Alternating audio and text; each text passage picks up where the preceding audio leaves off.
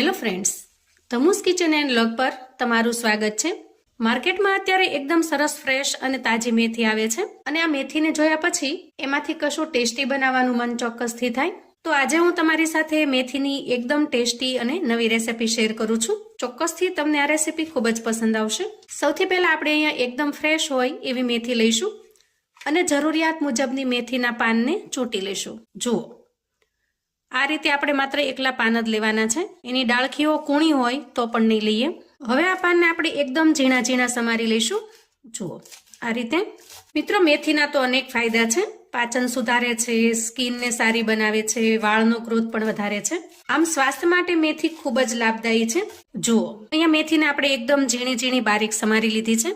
હવે આપણે એક મોટું બાઉલ લઈશું અને એમાં તૈયાર કરેલી મેથીને ટ્રાન્સફર કરીશું। ત્યાર પછી આપણે એમાં એકદમ ઝીણી સમારેલી કોથમીર ઉમેરીશું, લીલા મરચાના ટુકડા ઉમેરીશું તીખાશ માટે, 1 ચમચી જેટલી આદુ મરચાની પેસ્ટ ઉમેરીશું, થોડા અજમા ઉમેરીશું 5 ચમચી જેટલા, નાની 1 વાટકી જેટલો ઘઉંનો લોટ ઉમેરીશું અને જેટલો ઘઉંનો લોટ આપણે ઉમેર્યો છે એટલો જ આપણે અહીંયા ચણાનો લોટ ઉમેરીશું 1 વાટકી જેટલો, 1 ચમચી જેટલા તલ ઉમેરી દઈએ અને હવે મસાલા કરી લઈએ। સ્વાદ પ્રમાણે મીઠું ઉમેરીએ, 1 ચમચી ખાંડ ઉમેરીશું, થોડી હળદર ઉમેરીશું 5 ચમચી જેટલી, 1 ચમચી ધાણા પાવડર ઉમેરીશું અને અડધા લીંબુનો રસ ઉમેરી દઈશું। ખાંડ અને લીંબુ ઉમેરવાથી એકદમ સરસ ચટપટો ટેસ્ટ આવે છે।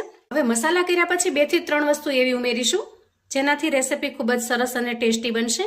તો 1 ચમચા જેટલું આપણે અહીંયા ખાવાનું જે તેલ છે એ ઉમેરવાનું છે। કોઈ પણ કુકિંગ ઓઇલ તમે ઉમેરી શકો છો, સિંગ તેલ છે, કપાસિયાનું તેલ છે અથવા તો તલનું તેલ છે।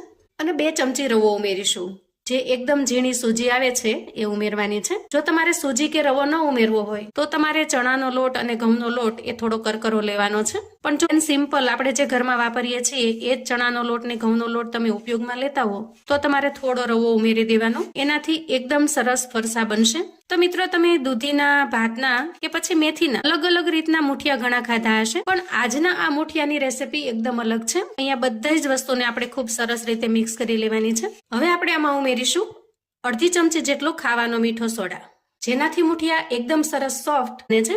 હવે થોડો લીંબુનો રસ નાખી આપણે સોડાને એક્ટિવેટ કરી લઈએ અને સારી રીતે મિક્સ કરી લઈએ। હવે થોડું થોડું પાણી નાખતું જવાનું છે અને આપણે એકદમ સરસ લોટ જેવું બાંધી લેવાનું છે, પણ પાણી આપણે ધીરે ધીરે થોડું થોડું જ ઉમેરવાનું છે। એક સાથે ઉમેરીશું તો મિશ્રણ ઢીલું થઈ જશે। અહીંયા 3 થી 4 ચમચી પાણીમાં જ લોટ સરસ રીતે બંધાઈ જશે। જુઓ,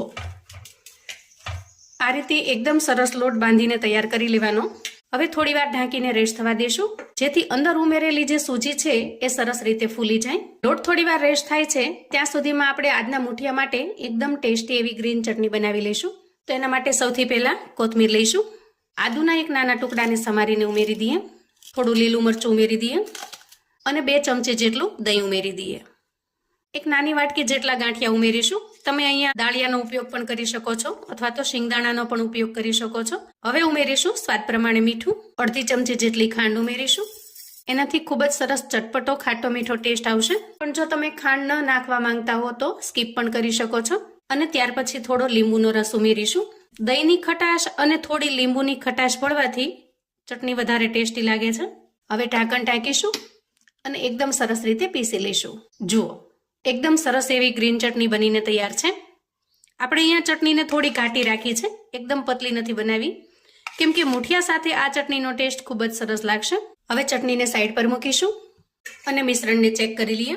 જુઓ, અહીંયા મિશ્રણ એકદમ સરસ રીતે તૈયાર થઈ ગયું છે। હવે બંને હથેળીઓને ઓઇલથી ગ્રીસ કરી લઈએ અને મિશ્રણમાંથી થોડું પોષણ લઈએ। આ રીતે બંને હથેળીની મદદથી આપણે સરસ ગોળી વાળી લેવાની છે। આ રીતે અહીંયા લોટ બાંધતી વખતે જો તમારે મેથીનો ભાગ વધારે ન રાખવો હોય તો થોડી પાલક પણ ઉમેરી શકો છો, અને જો લસણ ડુંગળી ખાતા હો તો થોડું લીલું લસણ પણ ઉમેરી શકો છો। એનાથી પણ ખૂબ જ સરસ ટેસ્ટી એવા મુઠિયા બનીને તૈયાર થશે। અહીંયા આપણે બધા જ બોલ્સ વાળીને તૈયાર કરી લીધા છે। હવે આપણે આ રીતે કાણાવાળી કોઈ ડીશ અથવા તો પ્લેટ લઈશું અને બ્રશની મદદથી સરસ રીતે ઓઇલથી ગ્રીસ કરી લઈએ। અને ઓઇલથી ગ્રીસ કર્યા પછી આપણે થોડી થોડી જગ્યા છોડી અને એને સરસ રીતે સેટ કરી દઈએ। તૈયારી કર્યા પછી આપણે ગેસ તરફ જઈશું। અહીંયા ગેસ ઉપર મેં અગાઉથી જ એક મોટા વાસણની અંદર પાણી ગરમ થવા મૂક્યું છે। હવે આપણે જાળી કે જે ડીશ લીધી છે એને એના ઉપર સેટ કરી દઈએ અને ઢાંકણ ઢાંકી દઈએ। અંદાજે 10 મિનિટ સુધી ખૂબ સરસ રીતે સ્ટીમ થવા દેશું। હવે જુઓ, અંદાજે 10 મિનિટ જેટલો સમય થયો છે। એકદમ સરસ રીતે સ્ટીમ થઈ ગયા છે. ગેસની ફ્લેમને આપણે બંધ કરીશું. થોડીવાર માટે મુઠિયાને ઠરવા દઈશું. હવે મુઠિયાને એકદમ ટેસ્ટી અને મજેદાર બનાવવા માટે આપણે થોડો વઘાર કરી લઈએ. તો એના માટે ગેસ ઓન કરી ગેસ ઉપર મેં પેન મૂક્યું છે અને થોડું તેલ લઈશું. અંદાજે નાના 2 ચમચા જેટલું. આ મુઠિયાના વઘારમાં તેલ થોડું ચડિયાતું હશે તો ખૂબ જ ટેસ્ટી એવું લાગશે. અને ખાસ કરીને જો સિંગ તેલ વાપરશો તો સ્વાદ એનો 100 ગણો વધી જશે. હવે તેલ થોડું ગરમ થાય એટલે અડધી ચમચી જેટલી રાઈ ઉમેરીએ અને થોડું અમથું જીરું ઉમેરીએ. ચપટી હિંગ ઉમેરીશું. જુઓ, રાઈ સરસ રીતે ફૂટી ગઈ છે. એ સમયે આપણે લીલા મરચાં ઉમેરીએ. 1 ચમચી જેટલા તલ ઉમેરી દઈએ. મીઠા લીમડાના પાન ઉમેરી દઈએ અને ખૂબ સરસ રીતે વઘારને તૈયાર કરી લઈએ. વઘાર તૈયાર થઈ જાય એટલે આપણે એમાં મુઠિયા ઉમેરીશું અને સરસ રીતે મિક્સ કરી લઈશું. ગેસની ફ્લેમને ધીમી રાખી વઘારની અંદર આ મુઠિયાને થોડીવાર સાંતળી લેવાના, જેથી મુઠિયાનું ઉપરનું જે પડ છે એકદમ સરસ ક્રિસ્પી થઈ જશે. તો ઉપરથી ક્રિસ્પી, અંદરથી સોફ્ટ, એકદમ ટેસ્ટી એવા મેથીના મુઠિયા બનીને તૈયાર થશે. મિત્રો, આ મુઠિયાનો ટેસ્ટ એકદમ સરસ ગજબનો લાગે છે. ખાસ કરી સાંજે જો ગરમા ગરમ મુઠિયા મળી જાય કે કોઈ પણ ચટણી કે ચાનો કપ મળી જાય તો વાત જ ન પૂછો, એટલા સ્વાદિષ્ટ લાગે છે. અને જો તમે ક્યારેય આ મુઠિયા ટ્રાય ન કર્યા હોય ને તો એક વખત ચોક્કસથી બનાવજો અને મને ફીડબેક શેર કરજો કે મુઠિયા બનાવવાની આ નવી રીત તમને કેટલી પસંદ આવી છે.